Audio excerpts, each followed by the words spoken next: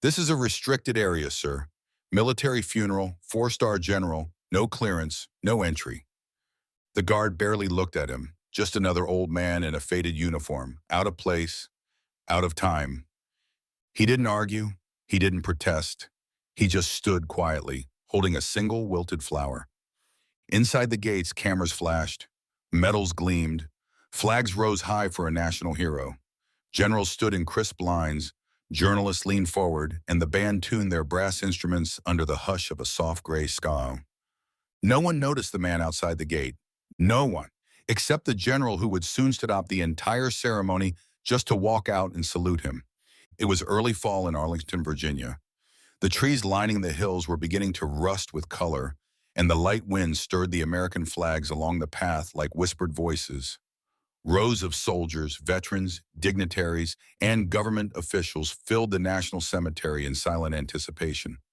Today's event wasn't just a ceremony. It was the funeral of General Nathaniel J. Stroud, a four-star general who once commanded U.S. strategic operations across 3 continents. Security was tighter than at most presidential motorcades. Credentials were scanned twice, IDs checked under UV lights, and even former military weren't allowed entry without official authorization. The line was long but efficient. Everyone inside belonged. Everyone except Robert E. Langston. He stood alone near the main gate. His posture was straight, though the years had tugged his shoulders downward. His uniform was perfectly pressed, though the deep olive green had faded toward gray, and the brass buttons had long since lost their shine. The hat was tilted just right. His boots, though old, were polished to a soft gleam. There were no medals pinned to his chest, just a single worn unit patch stitched to the shoulder. And in his hand, wrapped in a strip of linen, was a lone white lily. Robert had taken the 5:10 a.m. bus that morning from Pine Hollow. Changed lines twice, once in Lynchburg, then again in Fairfax, and walked nearly a mile from the last stop to the cemetery's main entrance. He hadn't told anyone he was coming. He didn't make a call, didn't bring papers. He had simply come to say goodbye. Robert approached the gate slowly, each step deliberate. A young Marine in ceremonial dress stepped forward. "Sir," the Marine said with practiced authority, "this is a closed military service. Do you have clearance?" Robert's pale blue eyes, cloudy at the edges but still sharp, met his for a moment. He shook his head once. "No," he said quietly, "just came to pay my respects." The Marine hesitated, then glanced down at a clipboard. "Are you family?" "No." "Military attaché?" "No." "Press?"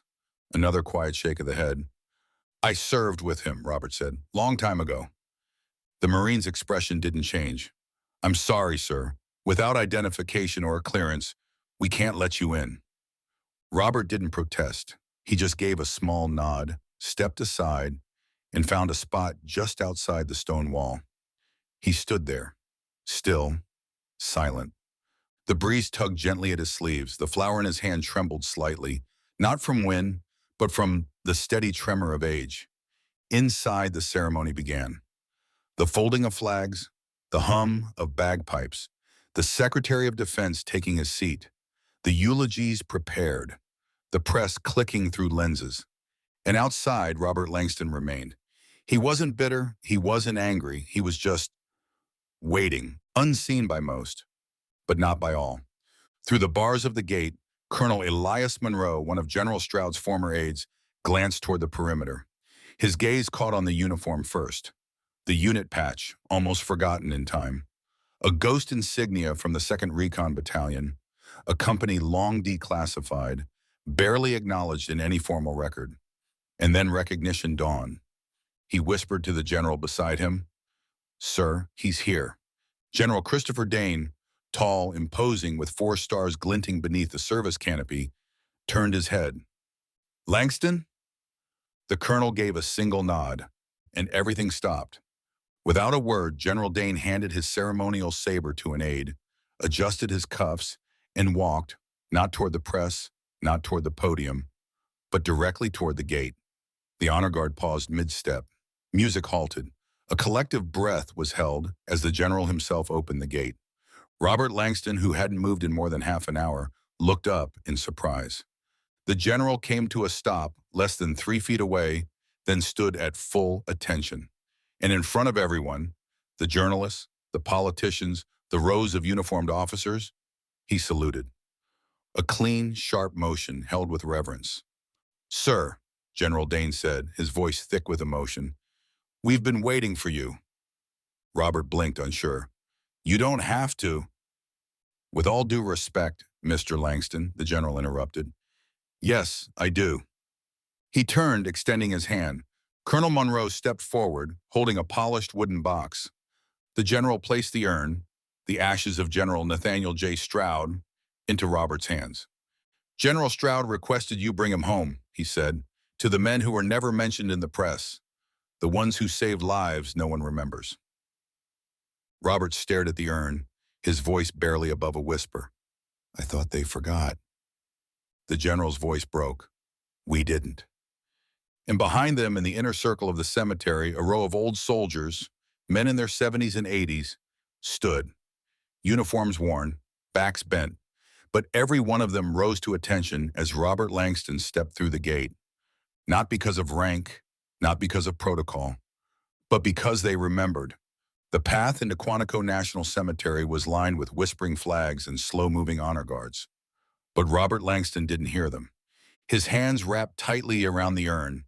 The weight wasn't heavy, not physically, but it felt as if he were carrying the entire memory of a war no one spoke about anymore. He walked beside General Dane, the man now known across the Department of Defense as the strategist, a legend in his own right. But today, the general said nothing. No words, no orders, only quiet, deliberate steps beside the man who had once saved his life. They passed through rows of chairs filled with suits, uniforms, ribbons. Eyes followed them, some confused, others quietly moved. The press instinctively raised their cameras, but one sharp gesture from General Dane, a subtle downward flick of 2 fingers, froze every shutter. This moment wasn't for headlines. They approached the polished wooden platform under a white service canopy. The folded American flag sat centered on a linen-draped pedestal. Dane paused and motioned softly. Robert stepped forward. He placed the urn gently beside the flag, resting his palm briefly on its smooth top.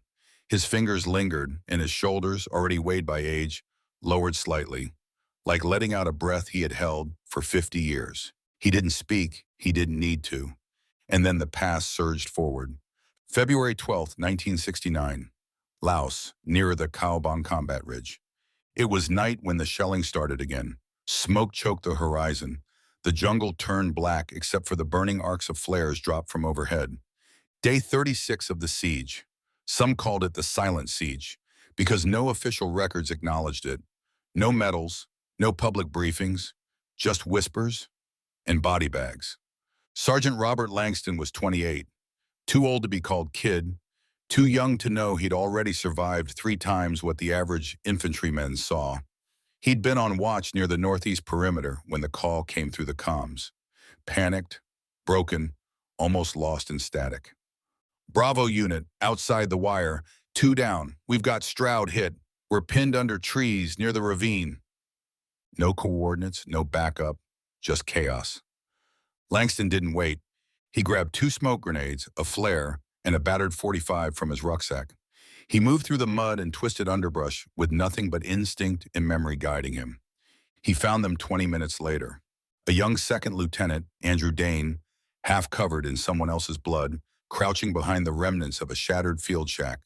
His pistol was jammed, his helmet missing, and his mouth moving too fast for his brain to keep up. Beside him, Private First Class Nathaniel Stroud lay sprawled in the dirt, a massive radio pack still strapped to his back, and a shattered ankle twisted beneath him. Langston didn't say anything. He just popped a smoke grenade, grabbed both men by the back of their uniforms, and started dragging. "Who the hell are you?" Dane had screamed. Langston didn't answer. He just shoved them forward as machine gun fire cracked from the tree line. A bullet grazed his left arm. Another tore through the fabric of his vest. He didn't flinch. He was used to pain. You had to be out there. By the time he pushed them back inside the perimeter, flares were dying and the medics were sprinting. Stroud was unconscious. Dane was shaking but alive. Langston collapsed near the wire fence, blood soaking through his shirt, not even realizing he was injured. His citation for valor came weeks later, a stiff envelope delivered to his unit's barracks in Da Nang. He refused it, never showed up for the medal ceremony, declined the promotion, told his CO he'd done what needed doing, and left it at that. When his final tour ended, Robert Langston vanished. No one knew where he went, no articles, no veteran reunions, just gone. Back at the funeral, as taps echoed through the canopy, Langston stood still beside the urn. The crowd watched, reverent and unsure. Some looked around, puzzled, wondering why a man they didn't know had been handed the ashes of a four-star general. But General Dane knew, and so did a few others. At the far end of the tent, three old veterans stood now in quiet defiance of the years. One leaned on a cane, another with a service dog at his side. The third wore a battered windbreaker with a patch barely clinging to the fabric. Ghost Recon, 2nd Battalion.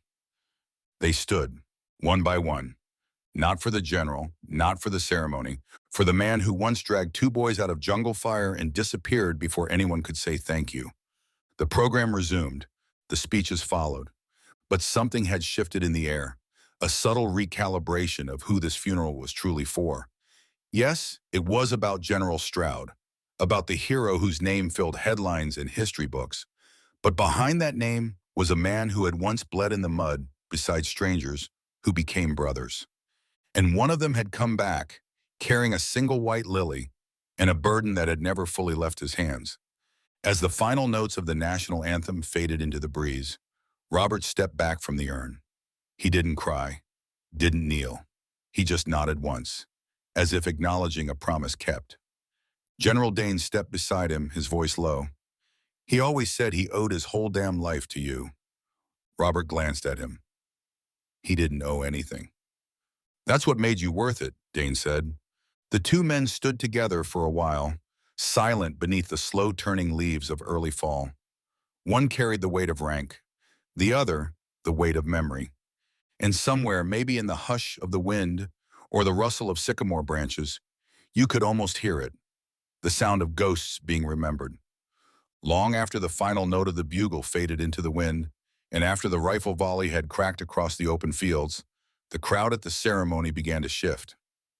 The reception tent, white and wide, pinned down with thick cords and trimmed with black mourning bands, began to fill. Generals mingled in small circles. Politicians nodded solemnly. Photographers hovered like ghosts at the edge of every gathering. But Robert Langston didn't move with them. He stood beneath a cluster of sycamore trees just off the main path, alone, hands behind his back, watching. He didn't belong in reception lines. Never had. There was no place card with his name, no VIP badge clipped to his chest. He had no formal invitation and certainly no interest in making speeches or shaking hands. In his inner coat pocket, something stiff shifted slightly with the wind. A letter. The last letter from Nathaniel Stroud. He had found it weeks earlier, tucked into a battered envelope with handwriting so familiar it could have been from another life. It had arrived with no return address, no ceremony, just a plain envelope handed to him by a local pastor back in Pine Hollow. Inside, a folded sheet of military stationery. The words were written in blue ink, scrawled but deliberate, like a man who didn't want to stop but had taken great care choosing everyone.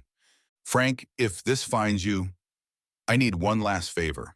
I never asked before, not really, but this time it's not for me. It's for the ones we lost and the ones who were never named. If I go before you, I need you to carry me home, not to my family, to them, to us. The boys we left in that jungle, the ghosts you never let go of, the men no one talks about, but who lived because of what you did.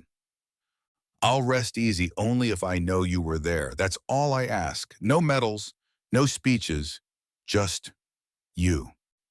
Nate, Robert had folded it carefully once and tucked it into the same pocket where he'd carried his map during the war. He hadn't told anyone. He hadn't even fully decided he'd go. Until that morning, when he woke up just before 3 a.m., put on the old uniform, polished his boots until his shoulder ached, wrapped the lily in a strip of cloth, and boarded the first bus out of Pine Hollow. Now at the edge of the service, a young lieutenant approached, clipboard in hand, buttons shining like they were new, probably just out of Annapolis, maybe 23. "Excuse me, sir," he said with cautious politeness. Robert turned slightly, meeting the officer's eyes. "I noticed you weren't on the roster," the lieutenant continued. "Are you with the family?" "No." "Press?" "No." "Military attaché?"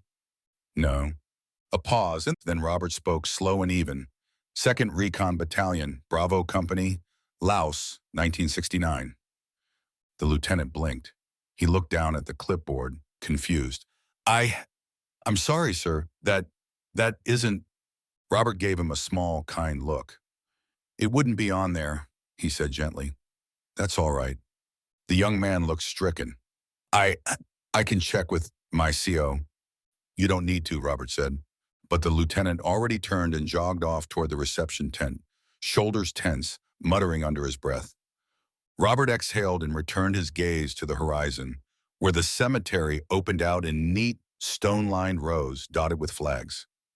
Not far away, Captain Reed Walker, mid-40s with a bronze star on his chest and a steady gait, had seen the exchange. He recognized the man in the old green jacket, the same man he'd seen earlier walking beside General Dane. He also recognized the insignia stitched to Robert's shoulder, the faint outline of Ghost Recon's long-disbanded unit symbol. He watched for a long second. Then he turned and walked with purpose toward the command tent. Inside, behind the shielded flaps and guarded entry, a few whispers passed quickly through the ranks. "Someone outside the perimeter. Old unit. Laos. He's with Dane. Wasn't on the list." And then it reached General Andrew Price. He had only just arrived, having been delayed by a classified briefing and personal escort orders for General Stroud's remains. His uniform was immaculate. White gloves folded neatly behind his back, sword polished like silver rain. When he heard the description, he didn't speak. He didn't even ask for confirmation. He just stepped outside the tent, walked calmly across the lawn without a word to anyone, and disappeared toward the tree line. The murmurs grew almost instantly. "Where's General Price going? Why is he..." "He just left the front row." But before any rumors could take hold, they saw what happened next.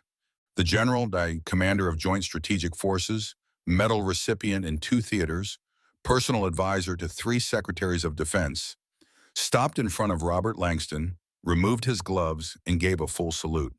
The motion was clean, sharp, timed perfectly. Not one person inside that perimeter had any idea what was happening, but they all felt it. A change in gravity, a hush in the wind. Robert's face remained still, but the fingers around the letter in his pocket tightened slightly. He nodded, and the general dropped his arm. "You came," Price said quietly. "I told him I would." "He knew you would," Price said, his voice steady. "He told me to find you. If he didn't make it, I was supposed to make sure you carried him home." Robert didn't speak for a long moment. Then, with the faintest touch of sorrow, he whispered, "I never wanted to outlive him." Price looked away, blinking against something heavy. "None of us did." Across the field, veterans began to stand. Old men, younger soldiers, women in dress blues, some with canes, some with trembling hands. No one gave an order. No one raised a voice. But one by one they stood, because they knew, not who Robert Langston was in the headlines, but who he was to the men who'd survived. The letter inside his pocket shifted slightly as the wind picked up, like it was speaking again. And Robert, eyes still on the horizon, simply murmured, "All right, Nate, I'm here." The wind swept gently through the cemetery, curling around headstones and slipping between the pressed uniforms of dignitaries and veterans alike. The sky, soft and overcast, cast a silver sheen over the white canopy and polished caskets. But all eyes were no longer on the formalities. They were on the man in the worn green jacket, the one who stood beside General Andrew Price, holding an urn that bore the remains of a hero, and yet had come in through the back, unnoticed and uninvited. Not anymore. Now silence had replaced chatter, attention had replaced assumption, and slowly something began to shift in the crowd.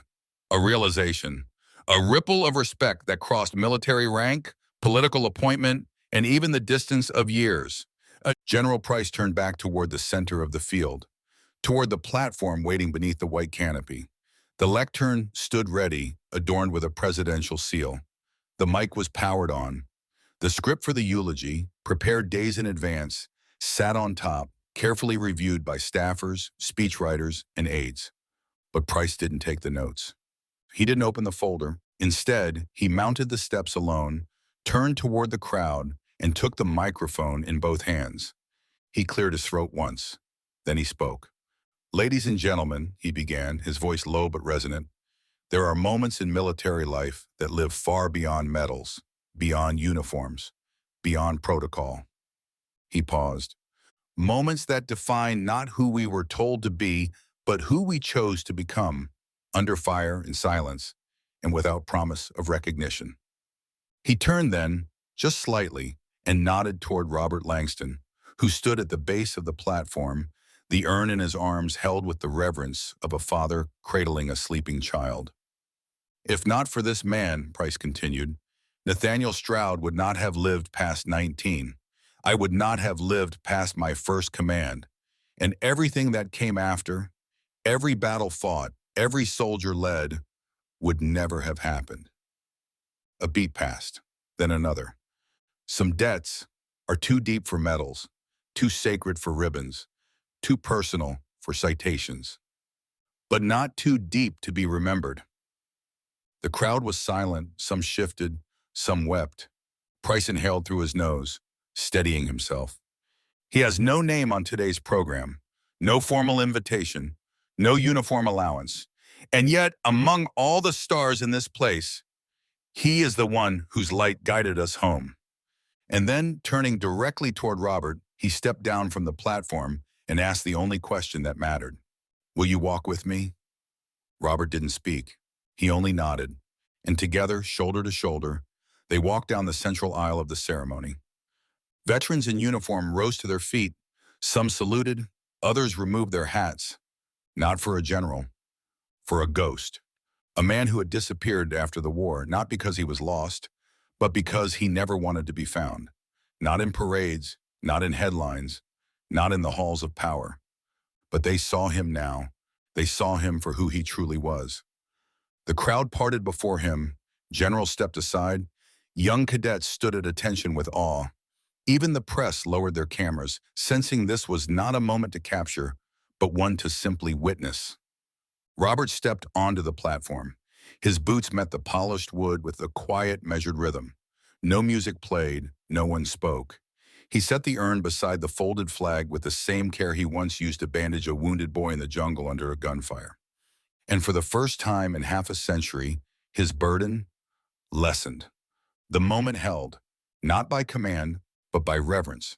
And then, as Robert turned to step down, General Price lifted a hand once more. "One more thing." He reached into his jacket and pulled out a single envelope, aged, yellowed slightly by time. This was found in General Stroud's personal safe, marked only for Langston. He offered it silently. Robert took it without a word. The envelope crackled in his hand, its seal broken softly by calloused fingers that once disarmed minds and carried wounded friends on muddy shoulders. Inside, a single paragraph written in a hand he'd know anywhere. "Frank, you never let me thank you. Not really. You saved my life and disappeared like it didn't matter. But it mattered to me. You were the only debt I carried. One no medal, no command, no ceremony could repay. You let me live long enough to serve, long enough to lead, long enough to die at peace. And if there's any justice, one day they'll say my name beside yours. Maybe then I'll finally feel worthy. Your friend, Nate." Robert stared at the page for a long time. Then he folded it carefully, like folding a flag. He returned it to the envelope and placed it back inside his coat. "I didn't do it for thanks," he said quietly. "I know," Price replied. "That's why you deserve it." And so, under a fall sky in the weight of memory, the funeral of General Nathaniel J. Stroud became something more. It became a reckoning for forgotten soldiers, unspoken sacrifices, and debts owed not to generals, but to the ones who carried them home. Robert Langston didn't smile. He didn't cry. He simply stood at the edge of a world that had finally remembered him. And for the first time since 1969, he no longer felt alone. The formal part of the funeral was over. The casket had been lowered. The ashes had been interred. The flag had been folded and handed off to General Stroud's widow, who held it with trembling grace, her fingers brushing the fabric like it was the skin of a memory. Guests were now trickling toward the white reception tent at the far edge of the cemetery. Quiet music played through hidden speakers. Rows of chairs were neatly arranged around polished tables. Uniformed aides passed out folded program cards, water bottles, small flags perfectly squared. But Robert Langston didn't follow them. He never did like receptions, never trusted the clinking of glass and polite speeches trying to give language to things that didn't fit into words. He stood off to the side beneath the sycamore trees, watching from the distance. The white lily in his hand, now slightly browned at the edges, had drooped, but he still held it upright, reverently. A few guests passed by and glanced at him. Some recognized him, most didn't. The ones who did offered small nods, a private, almost sacred kind of acknowledgement, the kind that didn't need words, the kind that said, "I see you, I know what you carry." A pair of photographers stood nearby, cameras slung around their necks, whispering to each other. One lifted his lens and pointed it toward Robert, but before he could press the shutter, Captain Reed Walker stepped in front of the frame. "No," he said plainly. The photographer blinked. "He's part of the—" "He's not here for your story," Walker said. "He's part of ours." And that was the end of that. The lens was lowered. The photo was never taken. Because some moments aren't captured.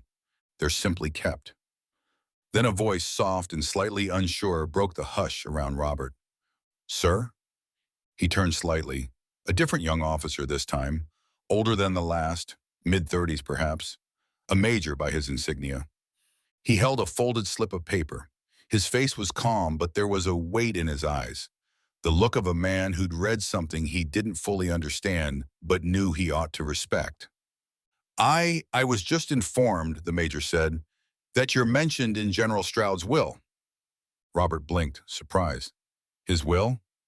The major nodded. "There's a clause. It was private, not meant for the press or the records. Just a personal request." Robert waited, the wind tugging softly at his jacket. "He wanted you," the major continued, "to have final say over the burial inscription." Robert's brow furrowed. He had children, a wife. "Yes, sir, and they agreed. He told them no one else knew what should be said." "Not really." Robert looked away, out toward the gravesite, toward the polished headstone now resting above the urn, still blank, still waiting. He didn't answer right away. The major didn't press. After a long moment, Robert spoke. "Simple," he said. "Don't list the stars. Don't mention the medals." The major waited, pen in hand.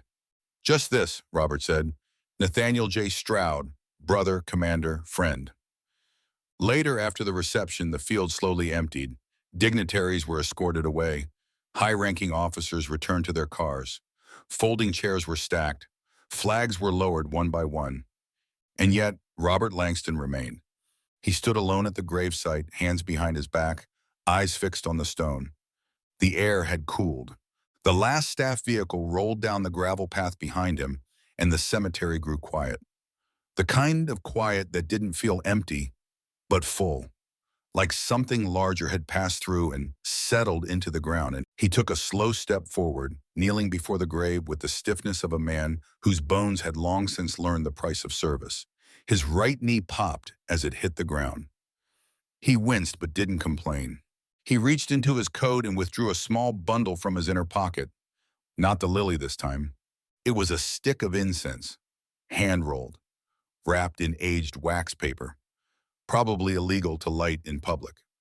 He stuck it into the soil at the base of the headstone, shielded it from the wind, and lit it with a small silver lighter engraved only with initials, R.E.L. The smoke curled into the late afternoon air, thin, fragrant, rising like a prayer. Then Robert bowed his head. He didn't speak loudly, but if someone had been close enough, They might have heard the words. I told you I'd make it, Nate. A pause. You always did hate flowers. The wind stirred, the smoke twisted. Rest easy, kid. He stayed like that for a long while. No one disturbed him. No one needed to. When he finally stood, brushing his palms against his coat, General Andrew Price was already there. Still in full dress, his expression unreadable, but his eyes, always sharp, now shone with something heavier. He didn't speak right away. Instead,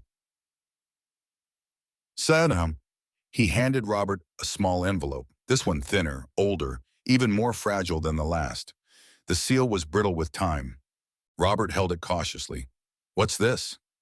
Price glanced at the headstone. It was in Stroud's safe, he said quietly.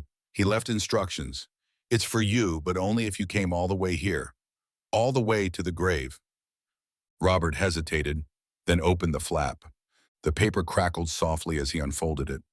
There was just one paragraph inside. Handwritten, Frank, you never let me thank you. Not really. You saved my life and vanished like it didn't matter. But it mattered to me. You're the only debt I carried, the only one that no medal, no command, no parade could repay. You let me live long enough to serve, long enough to grow old, long enough to die at peace. If there's any justice left in this world, they'll say my name beside yours one day. And maybe then, I'll finally feel like I earned it. Your friend, Nate. Robert's fingers trembled as he folded the paper back into the envelope. He slid it into his coat pocket, just over his chest. Then he looked at Price and said the only thing that mattered. I didn't do it for thanks. Price nodded slowly. I know, he said. That's why you deserve it. A year later, the spring sun bathed the hills of eastern Virginia in warm light. The trees were just beginning to bloom, the grass a vibrant green that hadn't been seen since the funeral months earlier. A breeze carried with it the faint scent of earth and cherry blossoms. Dozens of veterans stood in quiet clusters, many with walking sticks or chairs, others wearing old uniforms they hadn't touched in decades. Some had family with them. Others came alone. Some didn't say a word. They just looked toward the bronze plaque mounted on the newly built stone archway. The Robert Langston Center, a home for healing, a place for those who remember. The building behind it wasn't grand. It didn't need to be. No spires, no glass domes, just clean lines, sturdy walls, and a wide entrance flanked by two flags, one American, one bearing the emblem of Ghost Recon's old insignia. The barely remembered shadow unit that had never existed officially but had lived in the silence of hundreds of soldiers' memories.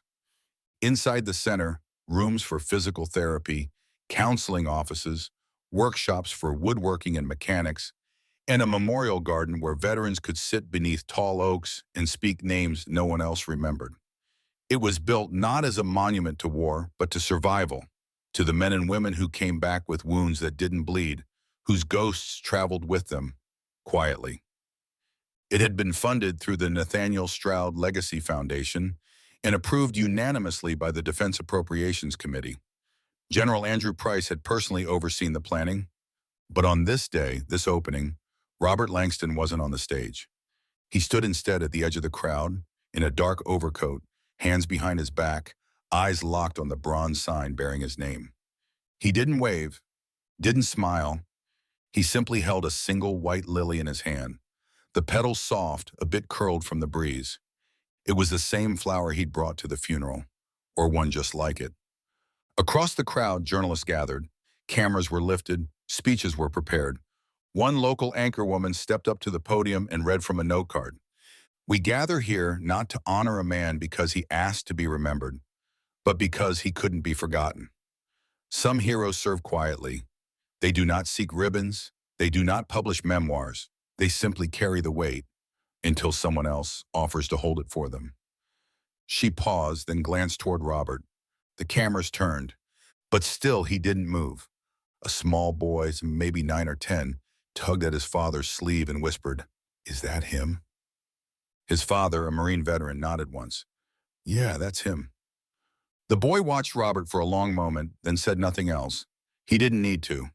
After the speeches ended, the crowd was invited to tour the facility. Some entered the counseling wing. Others visited the memorial garden.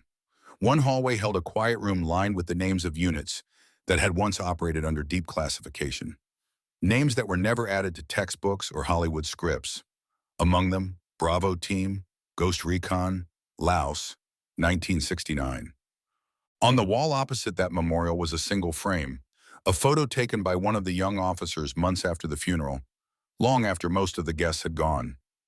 It showed Robert Langston kneeling before Nathaniel Stroud's grave, with one hand resting gently on the polished stone. The incense stick burned quietly in front of him. No flash, no posing, just stillness. Beneath the photo was a small plaque. Some men don't need medals to be remembered. They just need someone to say, "I never forgot." Outside, Robert remained where he had stood the entire time, watching. General Price walked up beside him, hands in his coat pockets, expression unreadable. They didn't speak for a long while. Then Price said, "I know you didn't want this." Robert gave a small nod. "I didn't." Price smirked faintly. "Still, you're stuck with it." "I never wanted a building," Robert murmured, his voice gravel-worn but steady. Price shrugged. "It's not a building." Robert raised an eyebrow. "No?" "It's a thank you," Price said, "etched in stone, for every man who gave more than he got." A few younger veterans began walking up the pathway toward the entrance, wearing plain clothes, some limping slightly, some with quiet eyes that didn't match their youth. Robert watched them go. "You think they'll come?" he asked quietly. Price followed his gaze. "They already have." The breeze picked up. The flags rippled above them. Somewhere a woman laughed softly. Someone else cried just out of earshot. The world moved gently, respectfully, around them. Robert gave one last glance at the plaque with his name on it.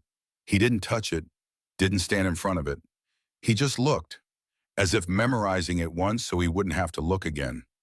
Then he turned slowly and began to walk away. He didn't say goodbye. He didn't wave. But people watched him go with something that wasn't curiosity. It was respect. Deep, quiet, earned respect. Because for the first time in his long, quiet life, people didn't just know his name. They knew what it meant. Spring faded into summer, and the world, as it always did, moved on. The Robert Langston Center was open and running. Counselors welcomed new veterans each week. The garden filled with quiet footsteps and folded letters tucked between rose bushes. Young service members recovering from recent tours found unexpected comfort in the woodworking room, where the smell of sawdust and cedar reminded them of something honest, something steady. But Robert Langston had returned to Pine Hollow, a town no larger than a blinking yellow light at the intersection of two quiet roads, a place where the most exciting event of the week was a school band performance and the occasional volunteer fire department fish fry. He hadn't stayed in Virginia. He'd done what he'd always done, stepped back, slipped away, disappeared, the same way he had after Laos in 1969.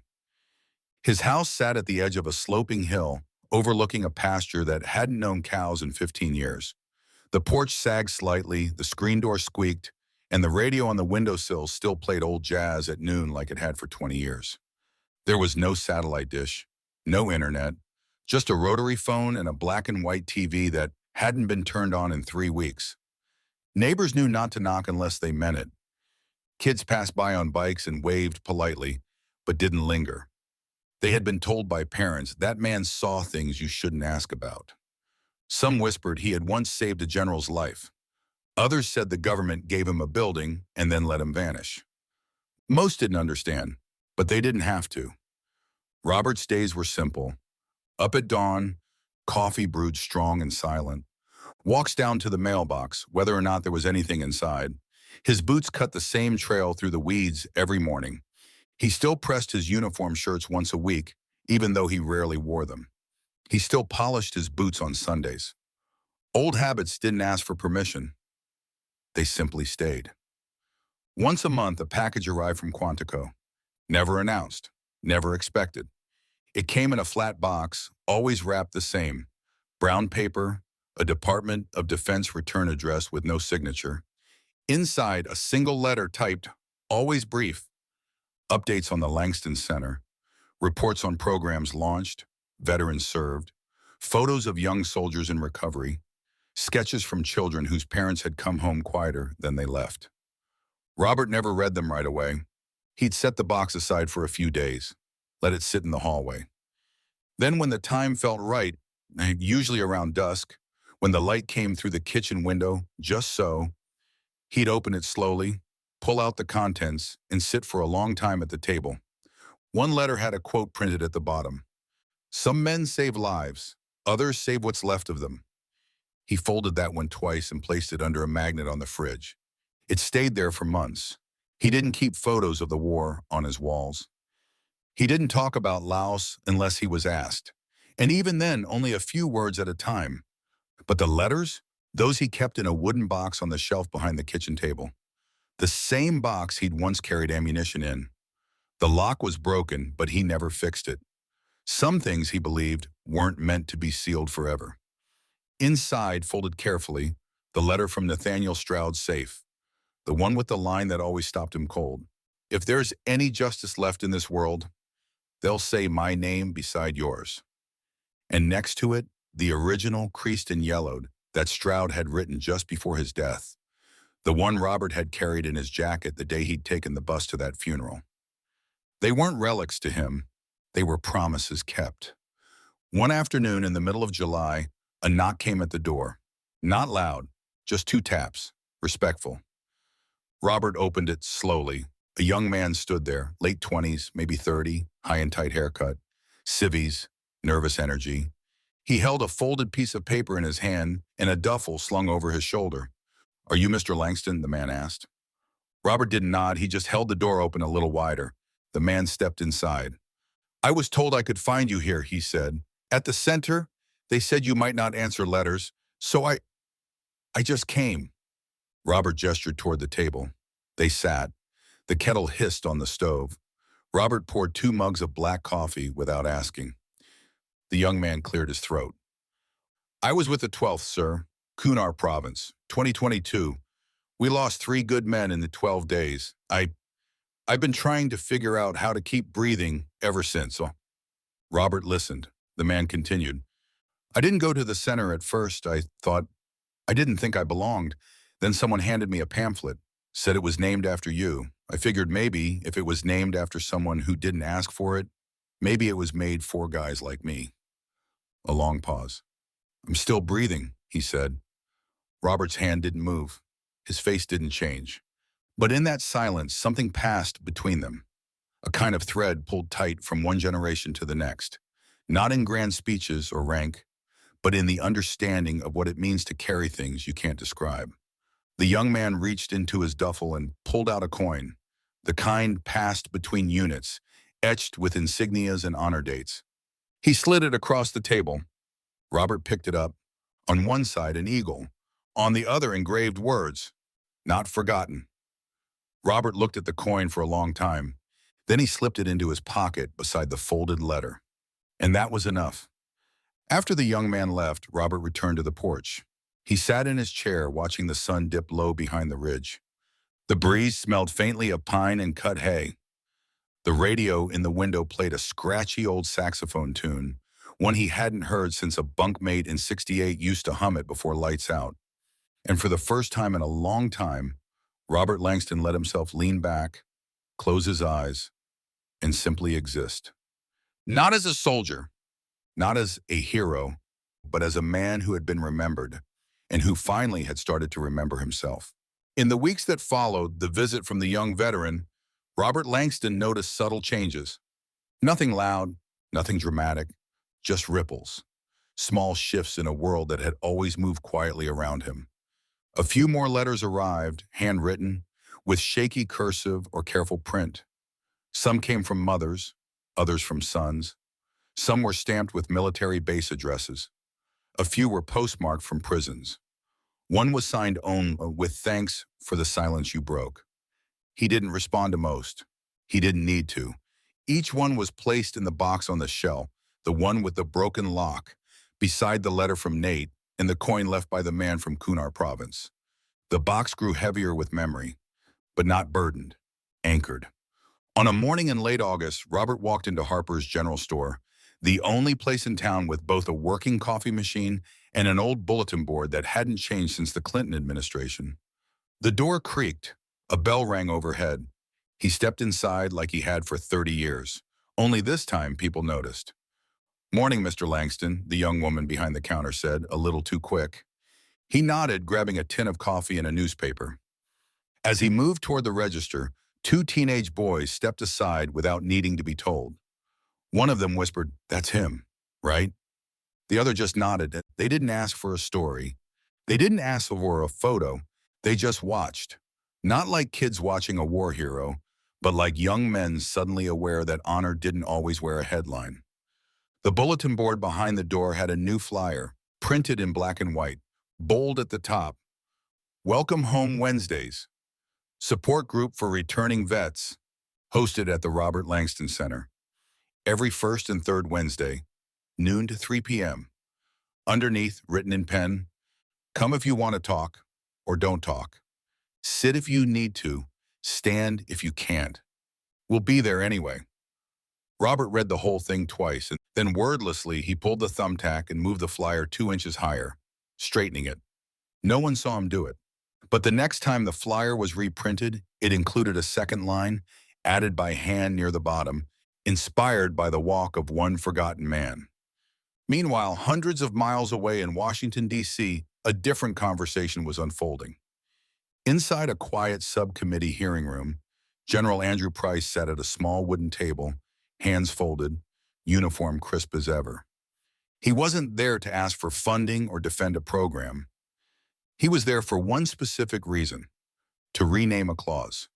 Clause 44B in the Department of Defense Service Recognition Policy, a footnote written in bureaucratic code that once denied access to non-credentialed veterans from participating in military funerals unless cleared by family or listed in official active duty rosters. The clause had blocked Robert Langston from attending the funeral of the man whose life he had saved. Price had no speech, no slideshow, just a simple packet. At the front, a quote, "Some heroes don't fit your paperwork." Behind it, photos of Robert, standing at attention, carrying the urn, kneeling at the grave. No one argued. The clause was repealed, rewritten with a new name, the Langston Amendment. Back in Pine Hollow, Robert didn't know anything about the hearing. He wasn't on social media. He didn't read beyond the local paper. But one morning in September, a package arrived. From the Pentagon, inside, a leather-bound folder, a signed letter of recognition, and a formal statement from the Secretary of Defense. The folder was engraved, "For honor carried quietly. Langston Recognition Initiative 2025. Robert didn't hang the certificate. He didn't frame it. He just placed it in the wooden box between the photos of his squad and the letter he had never thrown away. That weekend, he stood at the edge of his porch and watched two cars pull into the gravel drive. One held a mother and daughter, the girl maybe 12, wearing an oversized army hoodie and clutching a small envelope. Her father had served in Iraq, she said, but never talked about it. He used to be angry. Then one day he saw a documentary about Robert. Someone had put together clips from the funeral, the center's opening, the Langston Amendment. Now her father was going to therapy. He said it was because he finally saw someone who didn't shout and still mattered. The girl handed Robert the envelope. Inside, a drawing, crayons, bold colors, two stick figures, one saluting, the other holding a flower, a heart drawn in red between them. "Thank you for remembering my daddy," it said. Robert didn't cry. He hadn't in years. But that day, he sat on the edge of the porch for a long while, turning that small piece of paper over in his hands like it was the most fragile truth in the world. He wasn't looking for gratitude, but now gratitude found him anyway, and it came not in applause or medals, but in lives quietly changed. One man, one walk, one act of standing still in the right moment. That was all it took. And like the smoke from that single stick of incense rising through the wind that day at the cemetery, the memory of Robert Langston was no longer invisible. It was echoing, not loudly, but clearly. Step by step, veteran by veteran, life by life. The days were still simple. Robert Langston still woke with the sun, still walked the familiar path to his mailbox, still brewed his coffee strong enough to stand a spoon upright. His boots were still polished. His uniform shirt still hung pressed in the closet, wrapped in plastic even though there were no more inspections. But the silence had changed. Before, it had been a kind of armor, a buffer between the world and the memories he had buried so long ago. It hurt less to forget them than to name them. Now, it was something else.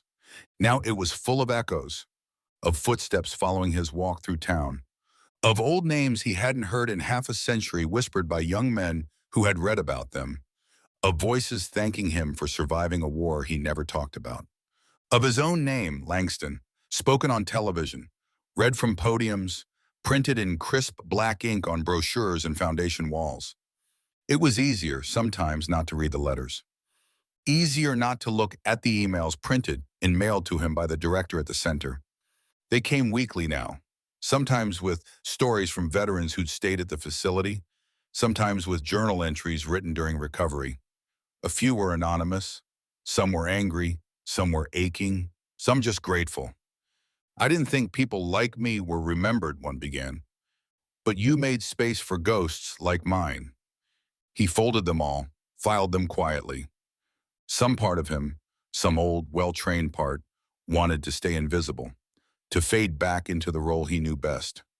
Observer, watcher, doer of what needed doing. But that part of him was now wrestling with something he hadn't expected to feel again. Relevance. One night in October, he had a dream. He was back in the jungle.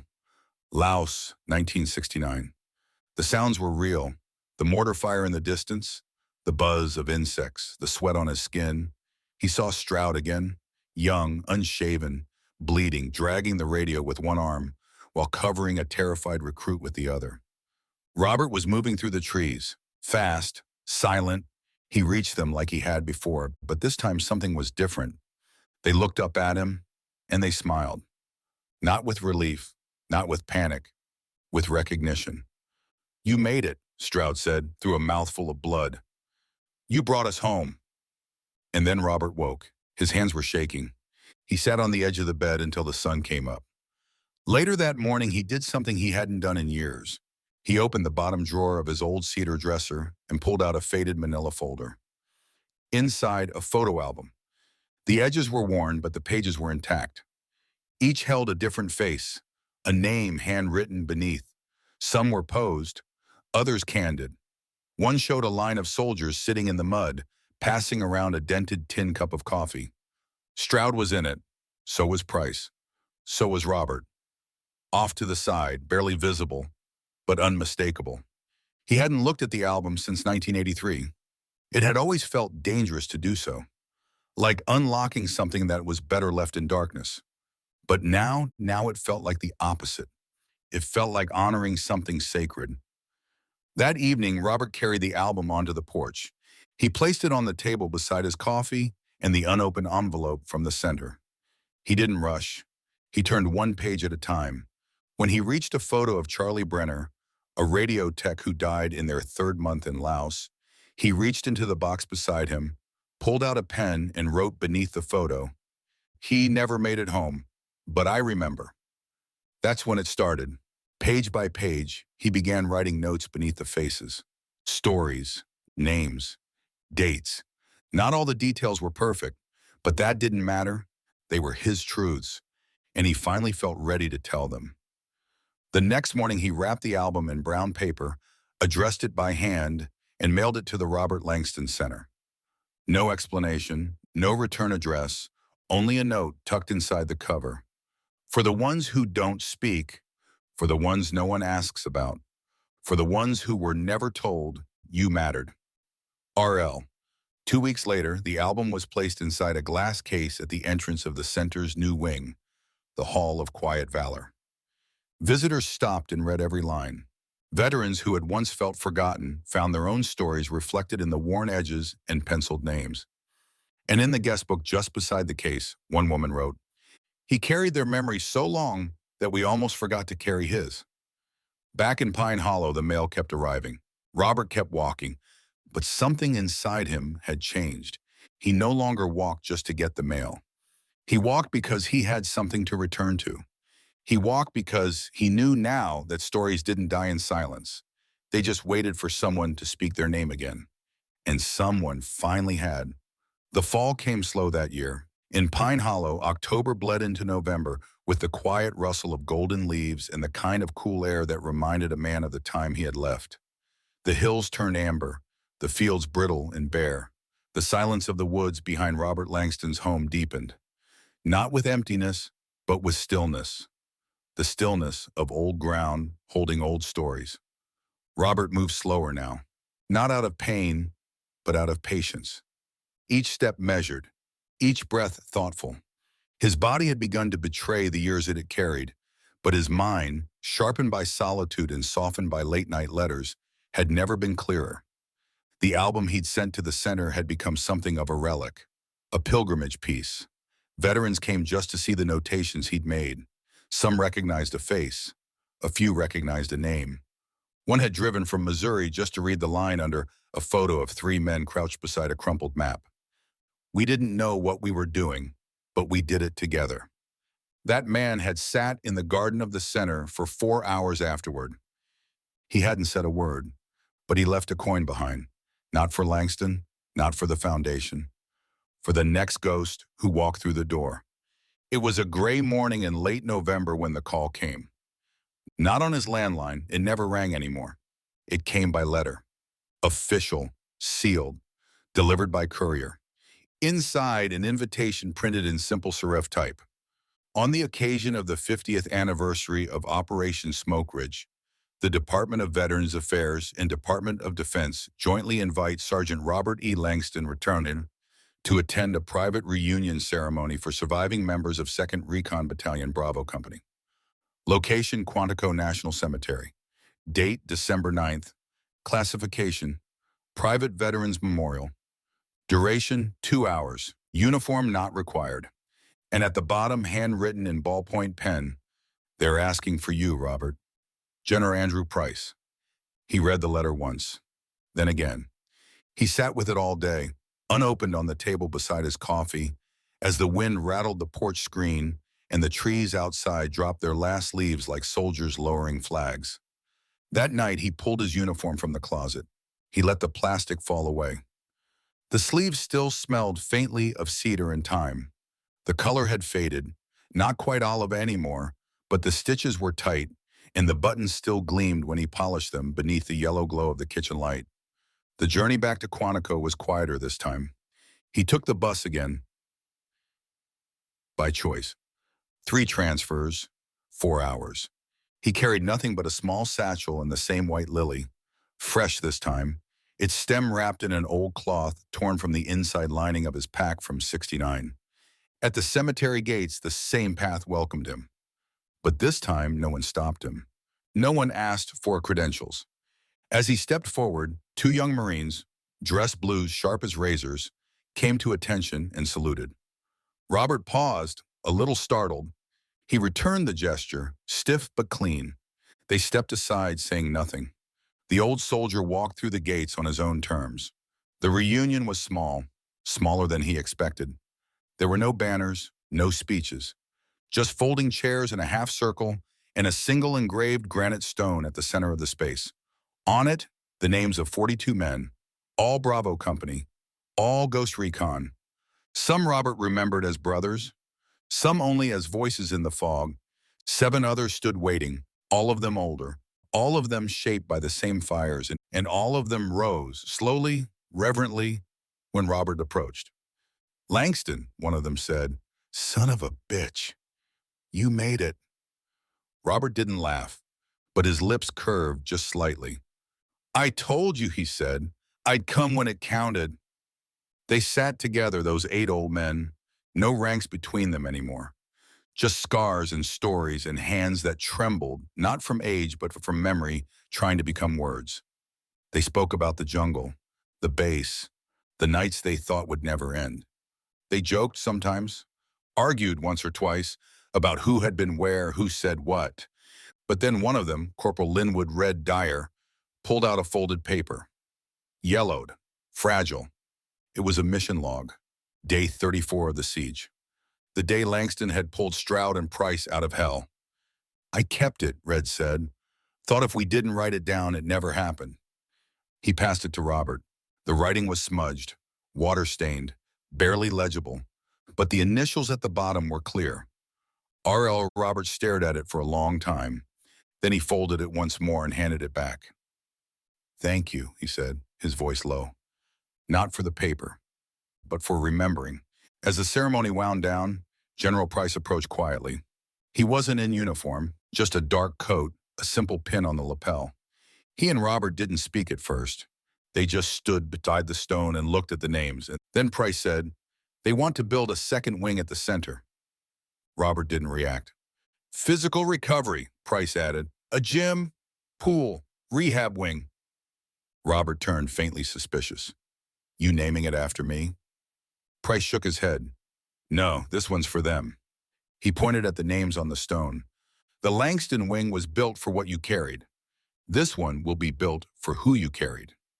Robert nodded slowly. Then he reached into his coat and pulled out the lily. He knelt gently and placed it at the base of the stone.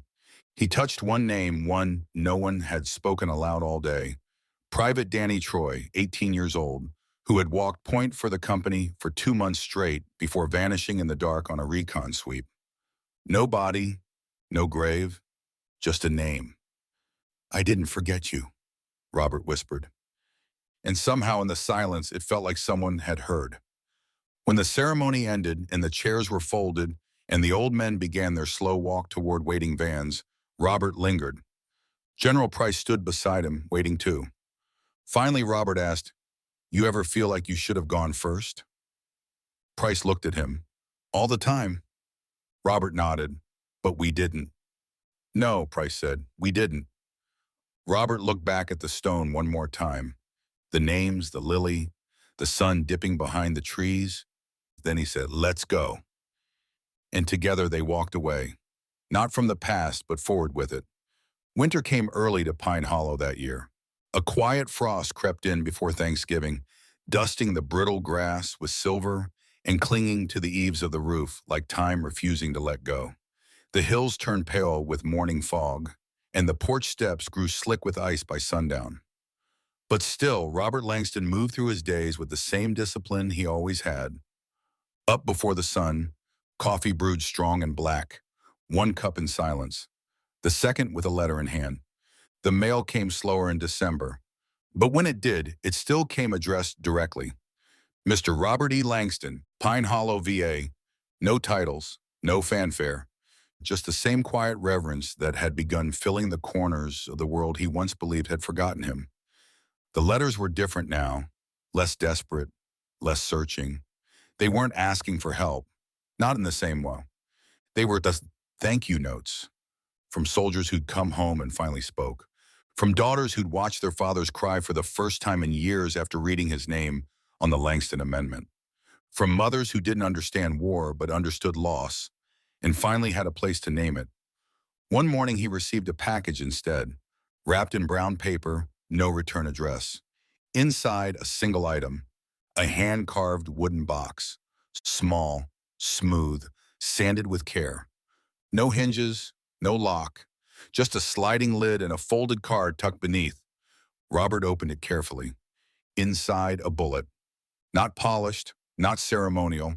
A spent round, pitted and tarnished, and a note, handwritten in slow, blocky letters. "This was the round that should have ended me. Instead, I went home. Because of your walk, I chose to stay. I needed to put this somewhere it belonged. TJ." Robert didn't move for a long time. Then he placed the box on the windowsill beside the radio. It stayed there, right between a photograph of Ghost Recon and the coin from Kunar. No explanation needed. It just belonged. As Christmas approached, Pine Hollow grew still. Decorations appeared on porches, old carols played from radios in town, and flurries began to dance through the hills in quiet, unannounced storms. Robert declined all invitations. No dinners, no speeches, no veteran parades. But one afternoon, he stood outside the town's elementary school and watched as children tied red ribbons to the trees lining the fence. One of them, a boy no older than 8, looked up and said, "You're the man from the center." Robert didn't reply, but the boy handed him a folded note anyway and ran back to his class. On the paper, in misspelled crayon strokes, "Thank you for helping the sad soldiers." Robert folded it once and placed it in his pocket. He carried it for days. On New Year's Eve, he sat on the porch long after the sun went down, wrapped in a heavy coat, gloves on, boots laced tight. The radio played static and jazz. The lily, long dried, sat in a jar near the door, still upright, its petals now papery and thin. The sky above the hills flickered faintly with fireworks from the next county over. But Robert didn't watch. His eyes were on the stars, bright, steady, unmoving. He didn't speak, didn't toast. He simply sat still, the way he always had, with the world turning around him, and the memories settled inside like coals that still held heat. That night he dreamed again. It wasn't Laos this time. It was the path up to the gate at Quantico, the white canopy in the distance, the sound of footsteps on gravel, and ahead of him, standing tall beneath a flagpole, was General Nathaniel Stroud. Young again, unscarred, smiling. "You came," Stroud said, voice steady as ever. "I told you I would." Stroud gestured behind him, where a long table stood beneath the trees. Familiar faces waited there. Dyer, Brenner, Troy. Men who had never made it home. "They're here, too." Robert looked around slowly. He didn't cry. He didn't speak. But Stroud did. "It's okay, Frank. You can rest now." And just like that, the dream faded into warmth. He woke with the sunrise. The first light of the new year crept across the floorboards like gold. His coffee was already brewing. Old habit. But he didn't move to pour it right away. Instead, he sat at the table and opened a fresh sheet of paper. And for the first time in decades, Robert Langston began to write a letter. "To whom it may concern, if this note reaches you, I've likely gone quiet for the last time. Don't be sad. I got more years than most, and more peace than I ever expected. I'm not writing to be remembered. That already happened. I'm writing so you remember someone else. Remember the ones who never got a ceremony, the ones who came back and didn't know how to speak, the ones who were brave before anyone called them heroes. Keep their names alive. Keep the center open, and keep walking toward the next ghost you see standing alone. Because every time someone remembers the quiet ones, this country becomes a little more worthy of their silence. Yours in the stillness, Robert E. Langston." He signed it, folded it, slipped it into an envelope marked, "For the center, upon my passing." And then he placed it in the box on the shelf, the one with no lock. Because now, he didn't need one. He had already given the world the key. They found him in the morning. The house was warm. The coffee pot was still half full. The radio on the windowsill played the gentle croon of an old jazz tune that faded into soft static.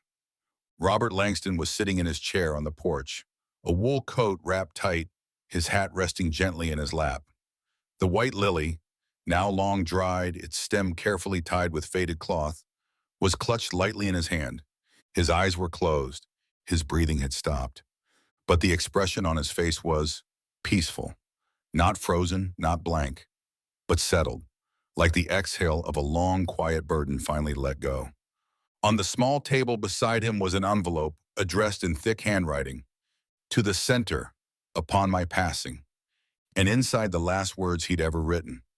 The funeral was small, by request, no cameras, no press, no processions. But that didn't stop people from coming. They came by car, by bus, on foot, veterans, young soldiers, children of war fighters, widows, journalists, policymakers, and strangers. People who had never met Robert Langston, but who carried something because of him. In the rolling hills, just beyond the second garden of the Robert Langston Center, beneath a grove of oaks planted when the facility was first opened, they dug a quiet place in the earth. There was no grand eulogy, only the words carved into the dark stone at his head. Robert E. Langston, 1939-2026. He walked alone so others wouldn't have to. General Andrew Price stood beside the stone, his hands clasped behind his back, dress uniform perfectly pressed. He didn't speak for a long time. When he finally did, he kept it short.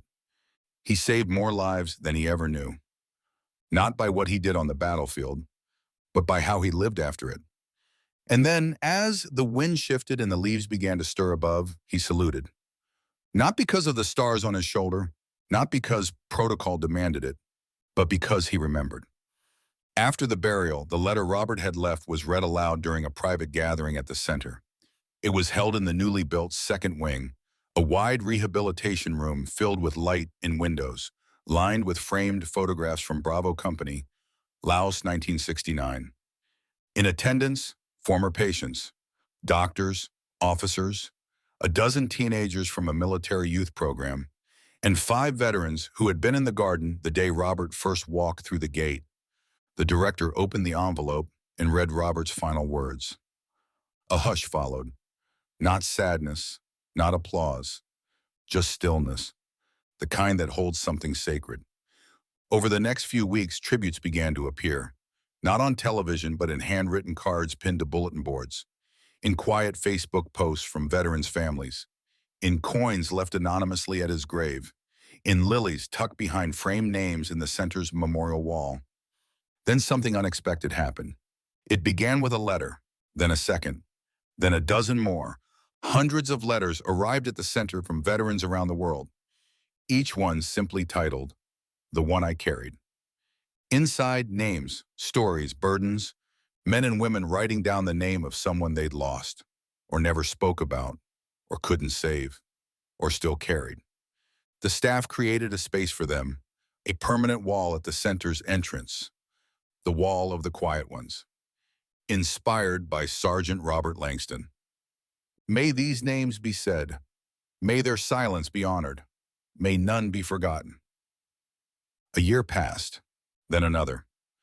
By the 3rd anniversary of Robert Langston's death, the center had expanded again. Its reach had doubled. Thousands had come through its doors. Many still didn't know who Langston really was, and that was exactly how he would have wanted it, because it was never about him. It was about those who never got their welcome home.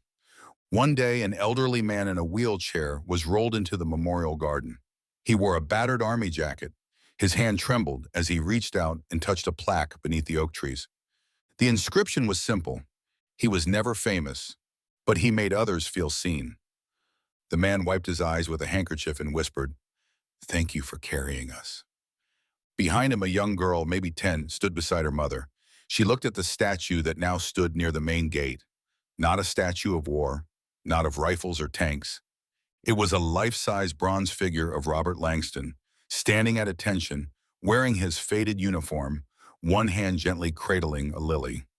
There was no face of triumph, just one of quiet resolve. The plaque read, "In memory of the forgotten and the man who remembered them."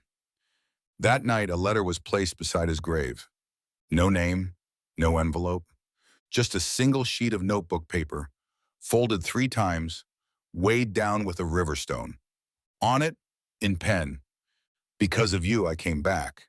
Because of you, I stayed. Because of you, I told my son my story." Rest easy, Sergeant.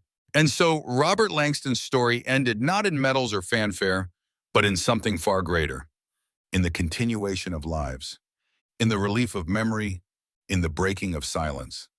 His walk, quiet, steady, unseen, and had become a path, one that thousands now followed.